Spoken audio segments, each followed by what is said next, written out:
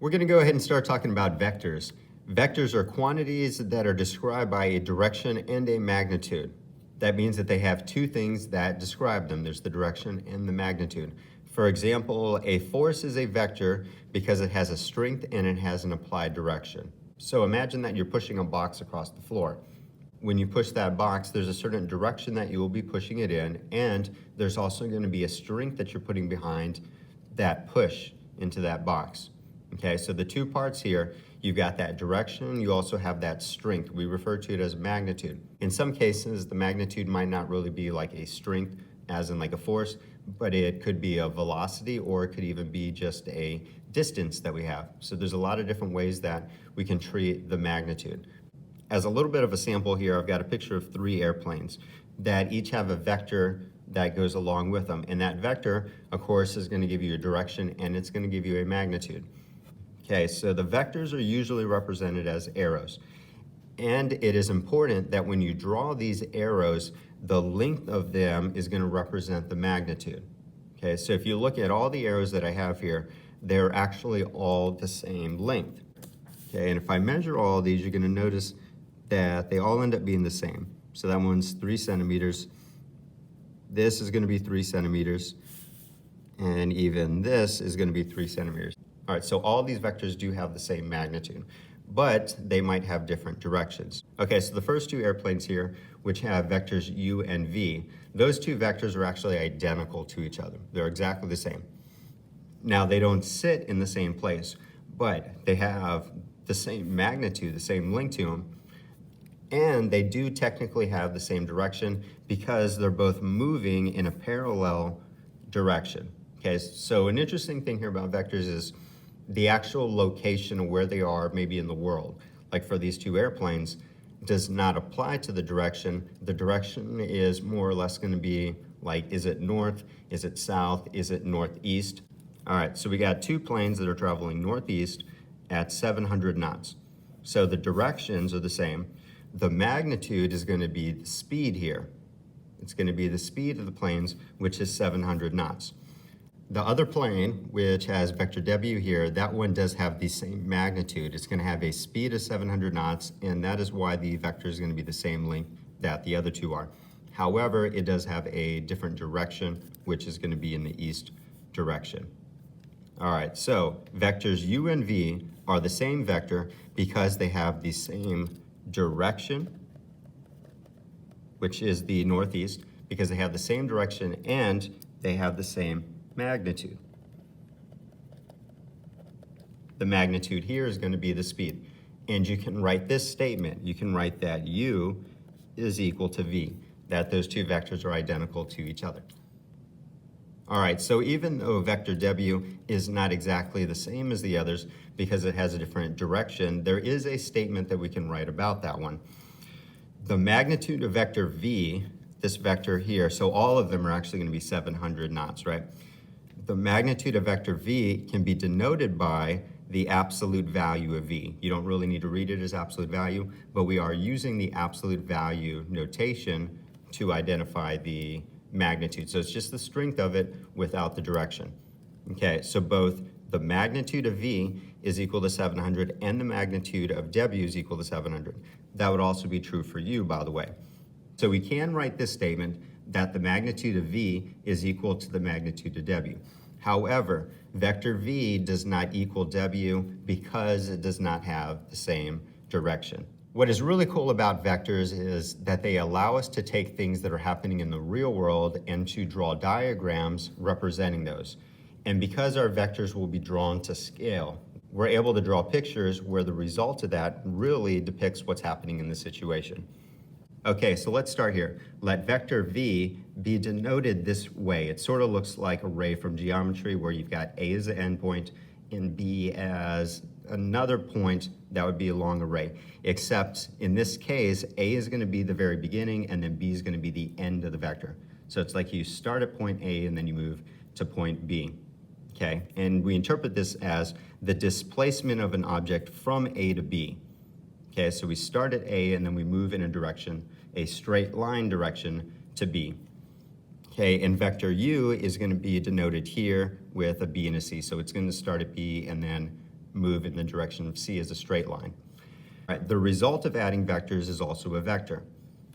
To add vectors u and v, what we will do is show the vectors tip to tail. That's going to be really important here. We're going to show these tip to tail, and then using the equation that this here, a to b plus b to c, the result would be a to c. But what is really neat about this is that these two vectors don't need to be in a straight line. They can be in different directions, which is what we're going to see here. Okay, let's go ahead and start adding some vectors here. And what we're going to do is start with u plus v. We're going to start with those two. All right, now an important thing about when we add vectors is that the location of these vectors does not really matter, not as it's presented here. Okay, vector v is a vector that goes south. Vector u is a vector that goes southeast. But where we actually place these to show them being added together is in partial.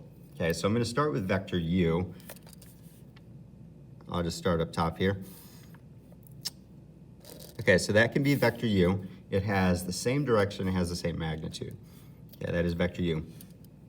All right, and with respect to this, you can refer to that point as A, this point as B, so it travels from A to B. At the end of vector u, which is at point B here, we're going to attach vector v. We're going to attach it there because we want to do everything tip to tail here. Okay, so this is going to be the tip. We're going to attach it to the tail part of vector v. So directly at the end of this, I'm going to measure off 5 boxes, which is exactly what I had. 2, 3, 4, 5. Okay, and that is vector v, which with respect to this, you can think of that as being point C. Okay, in the future, you don't really need to have the A, B's, and the C's here. That's just for the sake of sort of highlighting some stuff here. But the result of adding these two vectors together is going to be a vector that goes from A to C, which is this vector. Okay, now one thing that you should notice when we draw this is that the amount of distance that is covered between the two previous vectors, the u and the v, that distance is going to be greater than the distance that I have from A to C. That'll be true. And that goes with this statement that I have at the end here, that if you take the magnitudes of the individual vectors, the lengths of these, they will not equal the length of the final result. It's not going to equal the length of u plus v. Okay, in addition to that, I want to look at v plus u. I want to look at that one as well. Okay, so for that, I would need to start with v. Let's see, that's 5 boxes. Okay, so that's vector v. And at the end of vector v, I'll attach vector u, which looks like this. And the result of those two is going to look like this, which is exactly the same thing as what we have over here. Okay, and what that tells us is that the addition of vectors has a commutative property. The order in which you add them together does not change the result. It does not change the result of the magnitude, and it also does not change the result of the direction. If you count boxes here, you've got 1, 2, 3, 4, 5, 6, 7, 8. You have it down 8 boxes and over 3, which is identical to what you'll see here, down 8 and over 3. All right, next what I have is a little bit of information about operations and vectors. Okay, so vector subtraction. What happens if we have to subtract two vectors? It's not u plus v, but it's actually u minus v. What would we do in that case? Think of subtraction as the negative of a vector. Okay, think of it as an opposite. This has no effect on the magnitude, has no change on that part, but it does change the direction to its opposite. That's what it does. So if this is vector v pointing to the right and has a certain magnitude to it, the negative of that vector, so if I needed to subtract this vector, the negative of that one would still have that magnitude, but instead of going left to right, it's going to be going right to left. Okay, and a neat little thing here, which I think mathematically would sound right, if you took vector v and you subtracted vector v from it, which we can interpret as v plus negative v, if you subtracted those two together, the result is going to be 0, because as you move to the right, you would pick up after that tip to tail and move right back to the left and end up at your starting place, which results in a value of 0. With regards to multiplication of vectors, there's actually 3 different types of multiplication that we have. What we'll be doing is just looking at one of them right now. Okay, if we were to multiply a vector by a real number, it will change the magnitude by the same factor. It does not change the direction though, it will just be changing the magnitude to it. Okay, so if I had a vector which is v, and that's right here within all these little pictures that we have, this is vector v, okay, that's vector v. The negative of it, of course, goes in the opposite direction, which we just talked about with subtraction. Okay, if you decide to multiply that vector by a number like 2, it doubles the magnitude. It's still going to go out to the right. That doesn't change anything, but it's going to go twice as far out. If you multiply that vector by 3, call it 3v, it's going to be 3 times the length in the same direction. You can use negatives as well. If you multiply by -3, you've got a magnitude that's 3 times as long, except that it goes in the opposite direction. Same thing with -2. And you can even do numbers that are less than 1. If you multiply vector v by 1/2, you get half of the magnitude. Direction is still the same direction, it's just going to be half the length. And of course, -1/2 is going to give you half of the magnitude, but going to the left. All right, next what we're going to do is look at all of those operations together. All right, so we got two vectors here. We got vector u and we got vector v. The best description of vector u right now is that it goes up 2 and over 3, okay, because that will give you your magnitude and it does describe the direction of it. Vector v is going to go over 2 and then down 1. Okay, notice that they're in contact at the beginning. That really doesn't matter and has nothing to do with the actual problem. These are actually just independent vectors of each other. All right, so for our first, we're going to do 2u plus 3v. Okay, 2u plus 3v. Okay, so let's kind of map this out first before we begin drawing it. Vector u goes in this direction, but we're going to go in that direction twice, right? So we're going to double that up. Vector v, we're going to triple its length, and that one goes in a downward direction.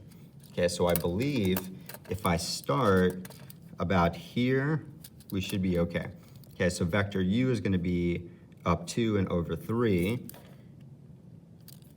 What I'm going to do is draw the vectors like completely separate so you can actually see them tip to tail here. Okay, and then my other vector u, because I'm doubling it up, I'm going to draw another one. Okay, future reference, you don't need to draw both of them, but what I really want to do here is highlight that 2u means 2 u's. That's what we have. All right, vector v, we're going to get 3 of those, picking up right here. I'm just going to go down 1 over 2. We're going to do that a second and then a third time. Okay, so that'll be 3. Oh, this one was u, I wrote the wrong thing. That's going to be v, that's going to be v, that's going to be v. And again, you don't need to really show all of them. The result of this is what we really want, which is this vector that goes in this direction. That's the result of that one. All right, for our other one, we're going to do u minus 2v. Okay, so we're going to go out u, but when we subtract 2v, it's going to move in that direction. It's going to have to go that way. All right, so this one, I might need to be careful about my space here. I'm going to tuck it in the corner.